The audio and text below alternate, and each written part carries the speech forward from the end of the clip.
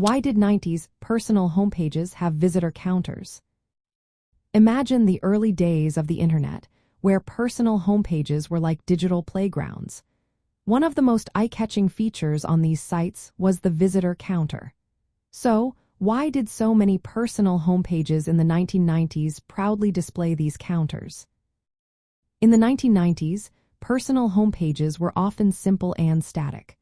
Webmasters had limited tools to measure how popular their sites were. Visitor counters provided a straightforward way to track and show how many people visited a site. Back then, sophisticated web analytics tools were not available, so these counters filled a gap. The counters worked by using basic scripts that increased a number stored in a file every time someone loaded the page. They counted hits, which meant that refreshing the page could inflate the number. Even with this limitation, the counters gave a rough idea of how many times the page was accessed.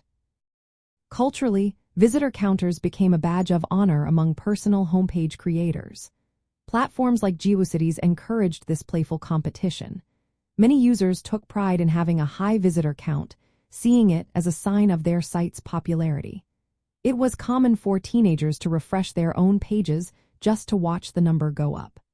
This reflected the fun and experimental spirit of early internet culture. Visitor counters also served as one of the first forms of web analytics. They provided webmasters with basic insights into traffic patterns. In a time before social media and instant feedback, seeing that visitor count was a tangible way to feel connected to an audience. It allowed creators to measure the impact of their online presence in a very direct way. So, personal homepages in the 1990s featured visitor counters because they were a simple, visible way to measure and display website traffic.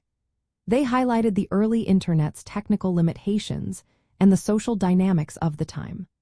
Personal web pages were a new frontier for self-expression and community building, and visitor counters played a key role in that experience.